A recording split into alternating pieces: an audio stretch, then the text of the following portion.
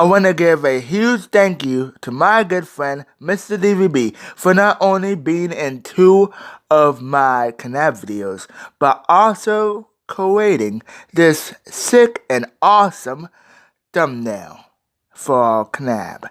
Thank you so much, Dawson. You rock, you're amazing. Thanks for being a great friend, and I hope to collab with you again in 2018. So we are finally here, the final installment to the Star Wars prequel trilogy.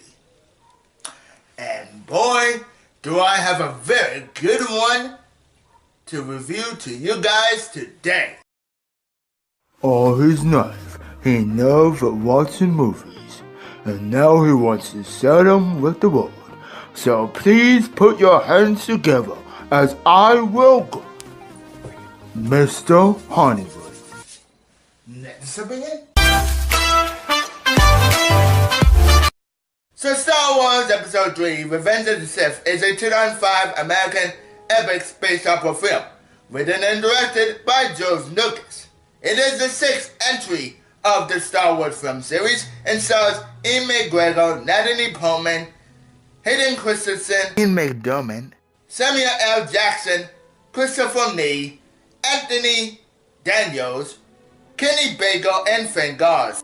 A sequel to The Phantom Menace 1999 and Attack of the Clones 2002. The film is the third and final installment of the Star Wars prequel trilogy. What's the story? The film begins 3 years after the onset of the Clone Wars. The Jedi Knights are spread across the galaxy, needing a massive war against the separate Knights. The Jedi Council dispatches Jedi Master Obi-Wan Kenobi to meet the notorious General Grievous, leader of the recipient army. Meanwhile, Jedi Knight Anakin Skywalker grows close to El Palpatine, the Supreme Chancellor of the Galactic Republic, and unknown to the public, a Sith Lord. So guys, what do I think of Revenge of the Sith? Well, this is my most second favorite Star Wars film. Well, first being, of course, Empire Strikes Back, and along with The Force Awakens at number 3. This one is very, very good. The emotional core is there. When you see the final battle between Anakin and Obi-Wan, it's so emotional. Some great cinematography, some great music behind it. Yeah, the acting is okay. Of course, Ian McGregor does a great job once again as playing Obi-Wan Kenobi. And Samuel L. Jackson is very good in this film too. Now let's take a side of this Anakin, who's played once again by Hayden Christensen. Now I gotta say that Anakin in this film is very good. You see him conflicted between doing what the Jedi does, you know, following the night side of the Force, and then of course being manipulated by Emperor Palpatine. You see him manipulate Anakin, and Anakin quickly grows into just being evil because, you know, he threatened to hold Padme, which is now Anakin's wife. And scared to let that happen, he decides to join the Dark Force. And then when some twists and turns happens, he, well, becomes Darth Vader. But in a very sad scene, in a very sad way. I enjoyed this film so much. I praise this film so much. George Lucas, I know I gave you crap for that Attack of the Clones type of thing, type of movie. What the heck was that? You did right with Revenge of the Sith. And I gotta say, oh man, the soundtrack is good. Even great, actually. The acting, like I said, is pretty decent, pretty good for the most part. The special effects, and this was released in 2005. I was never aware of the fact that this was in 2005. Of course, we'll get into the reason that I have when the Force Awakens review comes out. But, man, I'm so glad I saw this film. I just freaking enjoy this film. I can't get enough of this film.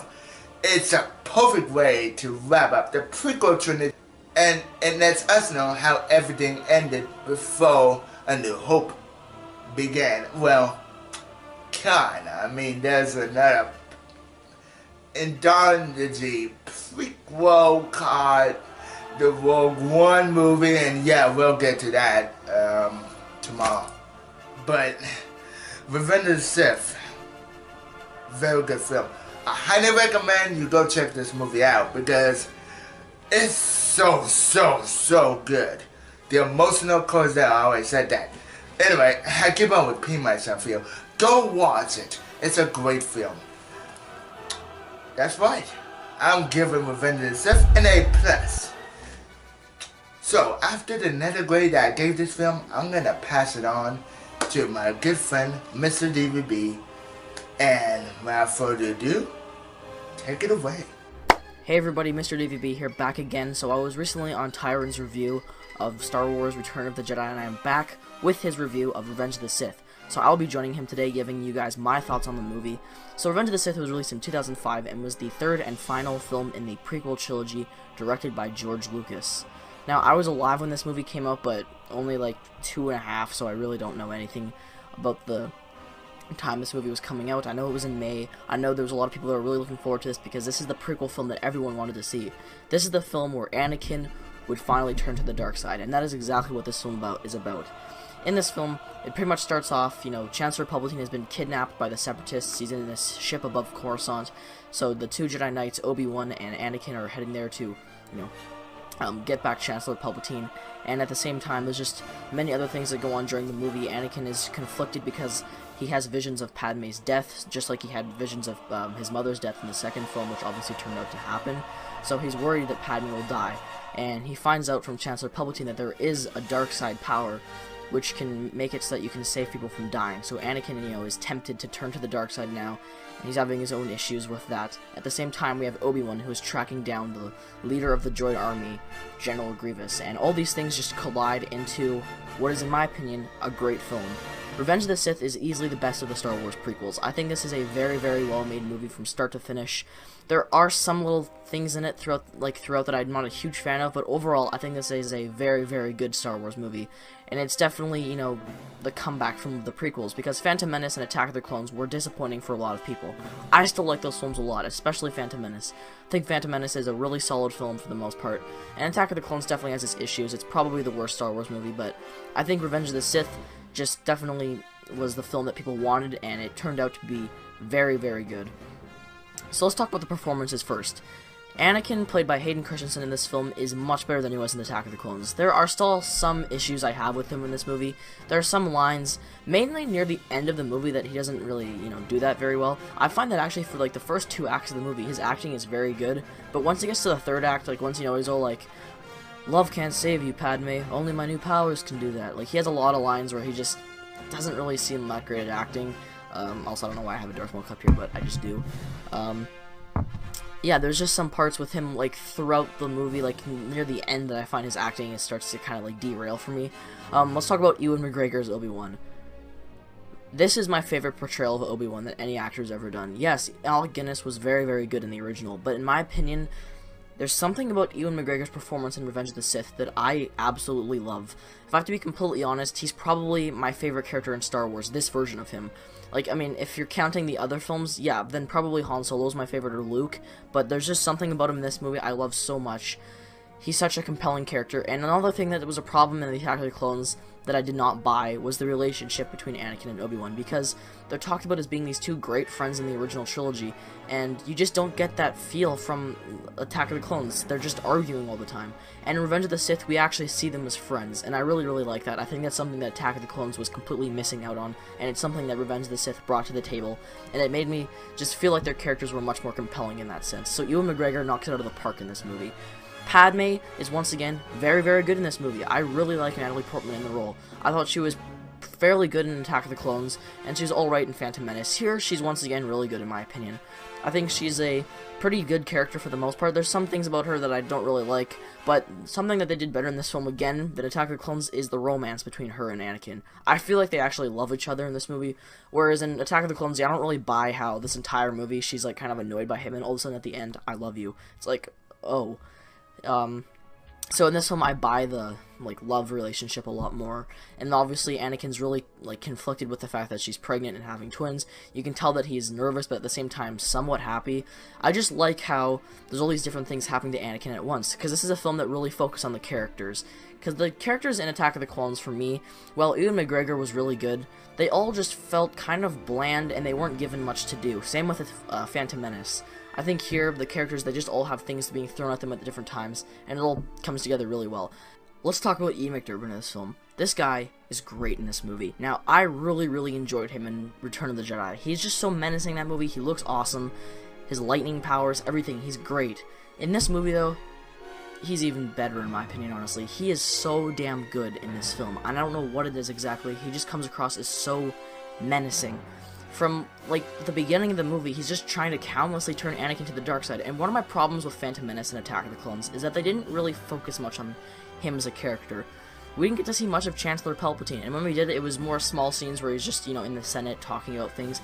In this movie, he's just, like, pretty much, like, I'd say the second main character, or the third at least. You know, him, Anakin, and Obi-Wan are the three main characters in this movie without a question. He is just fantastic in this movie. I love every scene with him. He's so menacing.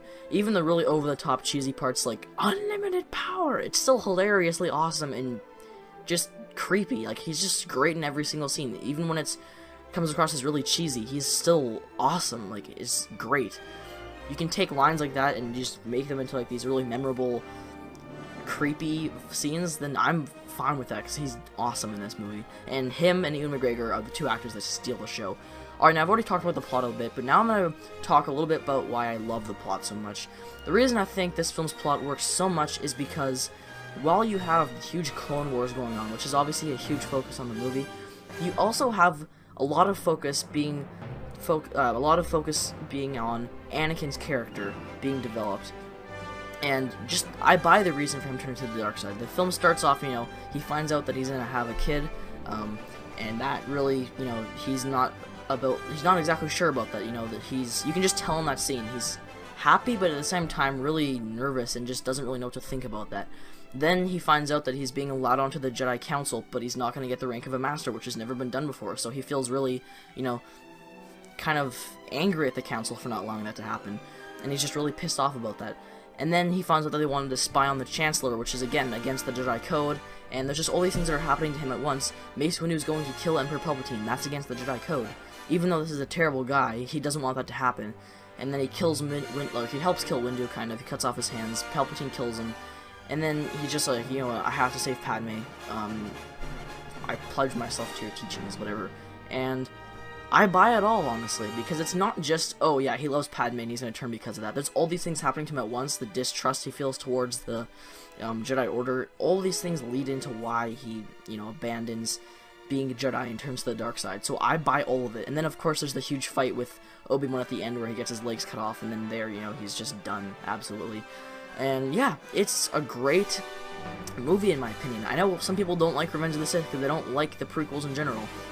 I have issues with Phantom Menace and Attack of the Clones, but personally, I think Revenge of the Sith is just a fantastic movie. And yeah, I still have some issues with this. There's some things in the movie I'm not a huge fan of, but for the most part, I think this is great. Something I've never been a huge fan of, even though I love the character, is the side story with Obi-Wan going after General Grievous. Now, I think General Grievous is, like, one of the most badass Star Wars characters. He looks awesome. The 4 lightsabers, you know, blue and green. He's a really cool character, but I don't know. I've just always felt as if his side story, or as if his story just feels kind of, like, pushed to the side. You know, because you have Anakin, which is the main focus of the movie, him turning to the dark side, and then it just feels like whenever it cuts to Obi-Wan, you know, tracking down Grievous, it just feels kind of like out of place, or not necessarily out of place, but it just doesn't feel as important. So whenever we get those scenes with Grievous, it's like, yeah, you know Grievous is gonna die. It's just like, okay, whatever. And yeah, like, I still like Grievous. He's really awesome. He's one of my favorite villains in Star Wars, but I've always wondered if the film didn't really necessarily need to have that thing. Also, Dooku in this film, I really like Dooku, honestly, and we don't even get much screen time from him at all in the series. He's in Attack of the Clones for maybe 10 minutes, maybe even less. And here, it's the same thing, maybe 5 minutes of screen time in this movie, probably less, probably 3 minutes, which sucks, because I think Christopher Lee is a fantastic actor, and it just really sucks that he didn't ever really get to have a moment to just shine, and he is really awesome in these movies. Honestly, I think it would have been a little bit better if maybe he was the one instead of Grievous, because it feels like they kind of just introduced Dooku in the second film, like, oh yeah, here's the villain for this movie, as well as Jango Fett, and then they ended up not really using Dooku, and they just threw in Grievous instead. And as much as I like Grievous, I wonder if he was really even necessary. So yeah, it kind of sucks that Dooku is just killed off at the very beginning. I would have liked to see more of him.